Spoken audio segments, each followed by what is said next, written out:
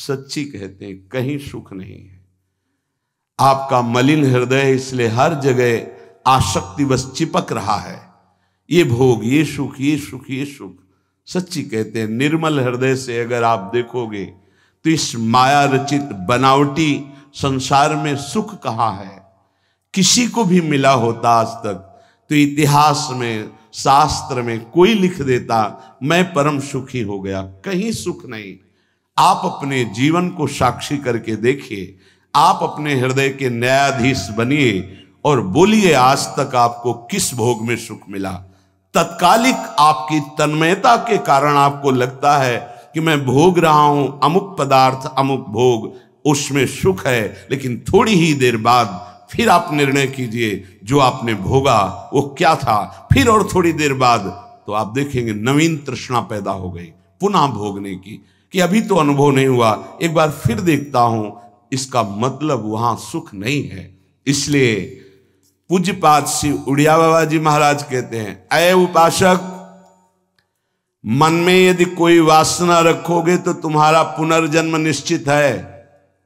बहुत ध्यान से सुनिएगा, ये बड़े न्यायाधीश हैं, ये ब्रह्म प्राप्त, भगवत प्राप्त महापुरुष जो बोलते हैं, यही प्रमाण माना जाता है।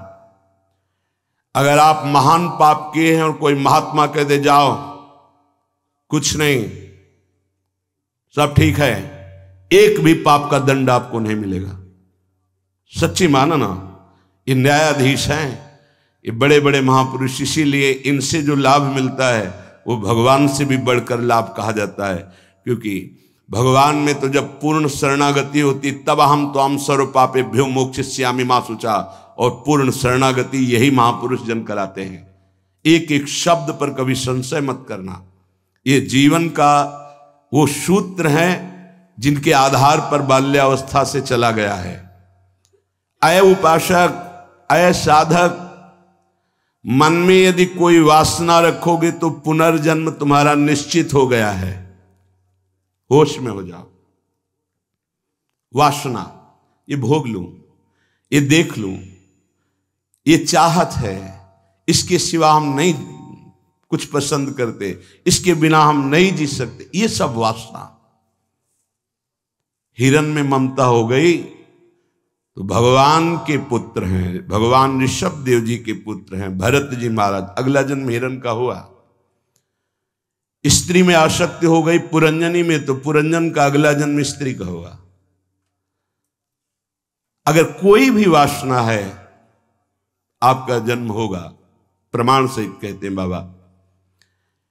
प्रार्थना करते हैं कोई वासना रहने न पावे, नहीं तो अगला जन्म हो जाएगा, बड़ा निकृष्ट भी हो सकता है। हम एक बहुत बड़े महात्मा की बात बता रहे हैं, बाबा कह रहे हैं, जब हम राम घाट में रहते थे गंगा की, तो एक बड़े अच्छे महात्मा वहां थे। उन्होंने एक अपनी कुटिया बना रखी थी। एक दिन उनके कोई बड़े धनी मानी भगत आए और सोने की कई मुहरें चरणों में रखी, भेंट में रखी। उन्होंने सोच करके ले लिया कि संत भंडारा करेंगे, और गीता जी के एक बस्ते में बांध कर रख दिया। वस्त्र को आवेष्टित करके ग्रंथ को जब रखा जाता है तो उसे बस्ता कहते हैं। एक रस्सी होती और उसको जब ऐसे करके कई बार लपेटा, उसी में वो स्वर्ण की मुद्राएं रख दी, मोहरें। सोचा कि कभी समय आएगा तो हम भंडारा कर देंगे। कुछ संतों ने उनसे कहा चलो तीर्थ यात्रा करने बद्री नारायण चलते हैं। चिंतन में आया कि वो मोहरे रखी, भंडारा करना था, पर संतों से कह नहीं पाए और चले तो बद्री नारायण नहीं पहुंच पाए, रास्ते में ही प्राण निकल गए। प्राणों का क्या भरोसा, कौन सा कदम आखिरी होगा किसको पता, कौन सी श्वास आखिरी होगी किसको पता। इसलिए बहुत चतुर सुजान वो हैं कि कोई संकल्प नहीं रहने देते, नहीं रखना चाहिए। चतुर सुजान साधक कल हम ये करेंगे, नहीं नहीं, अगर श्री जी ने चाहा तो कल ऐसा हो जाएगा। शब्दों में बंधना शब्दों में ही मुक्त होना, संकल्प में ही बंधना और संकल्प से ही मुक्त हो जाना, दोनों बातें हैं। कल मुझे अमुक जगह जरूर जाना है, तुरंत अंदर से हाँ श्री जी ने चाहा तो जरूर चले जाएंगे। वाणी से भले चूक हो जाए, अंदर से चूक नहीं होनी चाहिए। तत्काल आराध्य देव को बीच में लो, नहीं फंस जाओगे। एक बार भी आराध्य देव को बीच में नहीं लिया, रास्ते में प्राण निकल गए। चिंतन चल रहा था कि लौट के आएंगे, तो स्वर्ण मुद्राएं जो रखी उनको बेच करके फिर भंडारा करें। सदिच्छा भी नहीं रखनी, ये बहुत सूक्ष्म विषय है। अब उनका शरीर छूट गया। शरीर जब छूट गया तो शरीर की अंतिम क्रियाएं हुई जो संत की होती। 16 दिन बाद कुछ संतों को प्रसाद पवाया गया। महीना व्यतीत हुआ महाराज की कुटिया की जो सेवा सफाई में, तो बस्ता एक ऊंचे पे दिखाई दिया। देखा कि गुरु जी की गीता रखी हुई है। कोई बात नहीं है, कभी समय आएगा तो पढ़ेंगे, गुरु जी की गीता है। रात्रि में स्वप्न हुआ उनके शिष्य को कि बेटा मैं पतित हो गया, चूक हो गई। अंतिम समय स्वर्ण मुद्रा का ध्यान होने के कारण मैं सांप बनकर उसी बस्ता में बंधा हुआ हूं। जब तक स्वर्ण मुद्राएं बेचकर संत सेवा नहीं करोगे, मुझे सांप की योनि मिली है। पूज्य पादुड़िया बाबा भी वहीं रामघाट में थे। उन्होंने स्वप्न सुनाया कि ऐसा ऐसा गुरुजी का स्वप्न देखा। तो सब संत एकत्रित हुए, सबके सामने जे ही बस्ता खोला गया, सोई नवीन अवस्था का सर्प फड़ काट के खड़ा हो गया। स्वप्न सच्चा निकला, क्योंकि वो आदेश हुआ था गुरु जी का। वो एक स्वप्न नहीं था, वो एक आदेश था। इसलिए सब संतों को एकत्रित किया था कि ऐसा कुंडली मारे फन काढ़े उन्हीं स्वर्ण मुद्रा के ऊपर। वही महात्मा जी चूंकि स्वप्न में बता चुके थे। उस वस्त्र में देखा गया कोई छिद्र नहीं था जिससे सर्प घुसकर पहुंच सके स्वर्ण मुद्रा तक, क्योंकि कई लपेट होते हैं बस्ता में। ये देखकर सब महात्मा आश्चर्यचकित हो गए कि भाई थोड़ी सी असावधानी हुई कि स्वर्ण मुद्रा का चिंतन बना तो सर्प होकर के गुरु जी को बैठना पड़ा। उस सर्प को बड़े सम्मान, किसी को कुछ नहीं काटा, कुछ नहीं छेड़ा, उसको बहुत सम्मान से आदर पूर्वक जंगल में जाके दुखी होकर शिष्यों ने छोड़ा और उन मोहरों को बेचा गया। संत भंडारा हुआ, उनकी जो ही वासना की पूर्ति हुई, ये वासना बन गई थी, तो ही शरीर छूटा उनका और अपनी गति को प्राप्त हुए। इसलिए उपासक, ये सद्वासना थी। सद्वासना जब बंधन को प्राप्त करा सकती है तो असद्वासना कौन कौन सी दुर्गति देगी, ये बहुत सूक्ष्म विषय है। एक महात्मा पधार रहे थे तो वृक्ष के नीचे लेटे थे, ऊपर आम का फल था। पके हुए आम के फल में दृष्टि चली गई। अंतिम समय तो उसी में कीड़ा बनकर आम के पेड़ में आए। शिष्य समर्थ थे, उनको ध्यान के द्वारा जब पता चला तो उन्होंने फिर भजन बल से अपने गुरु जी का उद्धार किया। कई बार ऐसा देखा गया है कि शिष्य के द्वारा गुरु को भगवत साक्षात्कार होता है। सुतीक्ष्ण जी को पहले से ठाकुर जी का साक्षात्कार हुआ, साथ लेकर फिर अपने गुरु जी के पास साक्षात्कार करवाने प्रभु को गए। बड़ी महिमा है भजन की। गुरु प्रदत्त भजन से बड़ी सामर्थ्य शिष्यों में जागृत हो जाती है। विश्वास करो, विश्वास करो, बाबा 2 बार कह रहे हैं।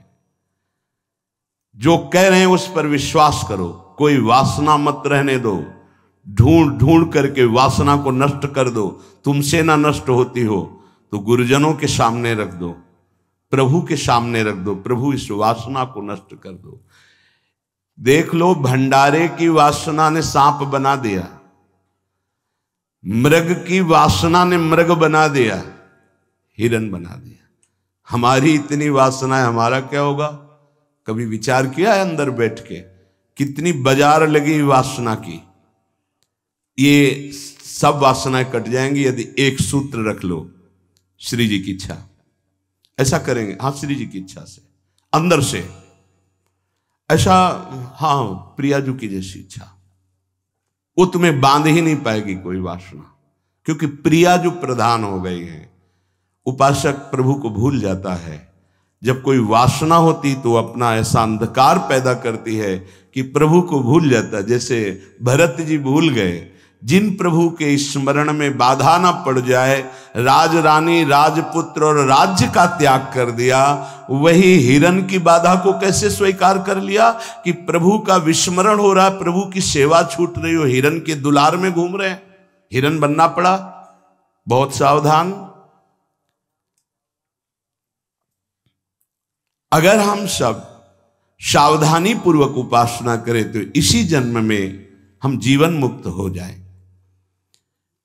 गुरुदेव, इष्ट, इष्ट का मंत्र और माला, ये साधना की 4 विशिष्ट पद हैं। गुरुदेव, इष्टदेव, इष्ट मंत्र और जिससे माला, जिससे मंत्र जपते हैं, इनमें एक भी नहीं बदलना चाहिए, बहुत जल्दी सिद्ध हो जाएगा। माला ऐसे नहीं कि गंदी हो गई फेंक दी, दूसरी नई माला ले ली, टूट गई मुंह से, या माला की थैली, दोनों। एक उपासक के पास फटी हुई बहुत मलिन थैली थी, हमने कहा बदल दो ना। नहीं, गुरु प्रदत्त है, ये आजीवन चलेगी। ऐसे बहुत जल से धो देंगे, यमुना जी में धो देंगे, बदल तो नहीं सकते, आजीवन के लिए। अच्छा लगा, ठीक है, गुरु प्रदत्त है, इसे बदल नहीं सकते। माला झोली, यहां रोज नई चमकती हुई, देखो ध्यान दीजिए, गुरु, इष्ट, इष्ट मंत्र और माला, ये चारों बहुत जल्दी परिपक्व अवस्था प्रदान करती है। इनमें से एक भी यदि बदला जाए तो बेविचार दोष उत्पन्न हो जाएगा। गुरु, इष्टदेव, इष्ट मंत्र, मंत्र जपने की माला और माला झोली सहित, इसे खिलवाड़ ना समझे। यदि तुम किसी की माला चुरा लेते हो तो कभी तुम्हें उसके जपे हुए का फल नहीं मिलेगा। और यदि तुम्हारी माला कोई गिर जाए, भूल जाए, कोई चुरा ले, तो तुम्हारे आधे भजन का प्रभाव निष्फल कर दिया जाएगा। ये न्यायाधीश बोल रहे हैं। माला प्राणों से भी अधिक प्यारी रखी जाती है। ऐसे नहीं कि जहां मन आया वहां रख दिया, नहीं, सदैव अपनी छाती से माला लगा के रखी जाती है। अगर कोई बात करनी, कोई सेवा करनी, तो माला को यहां ऐसे रख लिया, गले में डाल लिया कि नहीं। अब कुछ लोग ऐसे नहीं रखी जाती। अगर माला रखना भी है तो उसके नीचे आसन होना चाहिए, उससे हम मंत्र जपते, खिलवाड़ नहीं। यदि चोरी चली गई तो भी आपका आधा भजन निष्फल हो जाएगा। और चुराने वाले को कभी भी जितना जप करेगा उसका फल नहीं मिलेगा। किसी की माला से जप नहीं करना चाहिए। मिली हुई माला को जहां मिले वहां सम्मान से टांग दो, कभी लौटेगा वो तो ले लेगा। कभी माला पड़ी हुई उठाना नहीं चाहिए, लेना नहीं चाहिए, उससे कुछ लाभ आपको मिलेगा नहीं। अगर यहां माला पड़ी है तो यही टांग दो, जिसकी माला है अगर वो वापस आएगा तो वहां मिल जाएगी उसको। कभी आप किसी की माला से जप न करें। जो किसी की माला चुरा लेता है उसकी कभी आध्यात्मिक उन्नति उससे नहीं हो सकती। माला, झोली, इष्ट मंत्र, गुरुदेव और इष्ट देव आजीवन एक ही रखे, बदलाव न करे। यावत जीवन इन चारों को एक रखे, गुरुदेव, इष्ट देव, इष्ट मंत्र, इष्ट माला। उपासक बहुत जल्दी परिपक्व अवस्था को प्राप्त हो जाएगा। ये बातें बड़ी गूढ़ हैं, ये आध्यात्मिक सत्संग इसलिए आपको सुनने को मिल रहे हैं।